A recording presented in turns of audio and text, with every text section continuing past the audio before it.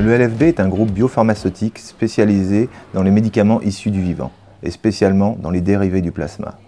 Nous réalisons 500 millions de chiffres d'affaires pour 23 produits commercialisés dans 40 pays. Les médicaments du LFB sont prescrits à l'hôpital pour des maladies graves et souvent rares.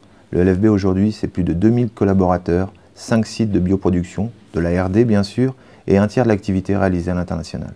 Nous travaillons sur les produits biologiques. Biologique, ça veut dire des caractéristiques différentes selon les matières premières qu'on met en œuvre, selon les processus de fabrication mis en place et selon la finition du produit.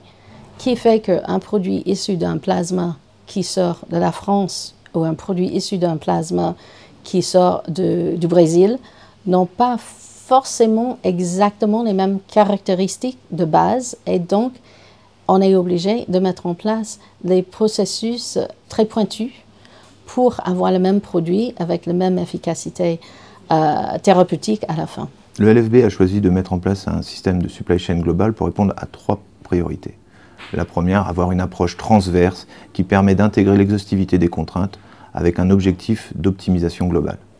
La seconde est la réactivité qui nous permet d'améliorer notre taux de service et de répondre plus favorablement aux besoins évolutifs de nos clients.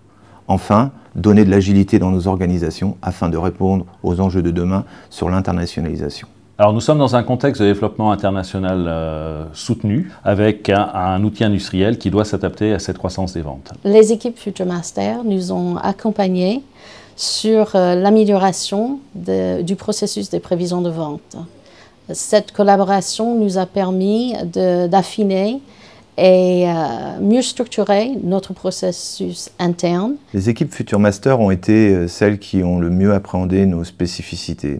Nous sommes dans une industrie très complexe, nous avons des gestions bien particulières comme les coproduits. À partir d'une seule matière première, nous devons être capables de tirer 23 médicaments différents. Le contrôle de gestion a été intégré dès le début du projet et il a participé aux différents ateliers pour concevoir les indicateurs ainsi que les règles de gestion. Le rôle du contrôle de gestion, c'est d'abord de vérifier que les prévisions de vente sont conformes à la stratégie de l'entreprise tant en volume qu'en valeur, et puis aussi de définir la politique de stock.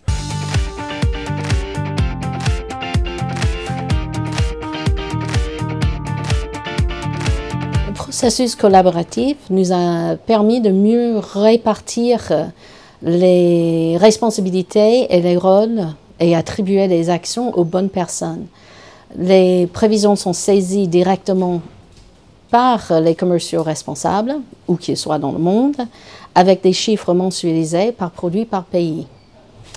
Ce processus a également permis de mettre en place des contrôles et des arbitrages plus en amont de l'étape planification. L'outil nous a facilité la consolidation entre les prévisions à l'international avec les prévisions France. Le résultat le plus visible à ce jour reste une amélioration très significative de notre réactivité. Nous sommes capables aujourd'hui d'analyser des situations sur un horizon beaucoup plus long et en même temps d'étudier différents scénarios. Les médicaments produits par le LFB sont à forte valeur ajoutée et le cycle de fabrication peut s'étaler sur plusieurs mois. Aujourd'hui, grâce à Future Master, nous avons une vision plus précise de nos stocks, semaine par semaine et à chaque étape de production. C'est une véritable avancée pour la fonction finance avec un gain de temps considérable dans l'analyse des données. Les contraintes réglementaires, commerciales et également industrielles sont maintenant mieux partagées au sein des équipes. Enfin, la précision des forecasts ainsi que le suivi de la mise à disposition sont devenus maintenant des priorités au niveau du top management avec un suivi et un pilotage très régulier. Aujourd'hui, le LFB est rentré dans un processus clair qui unit les équipes commerciales, industrielles et financières.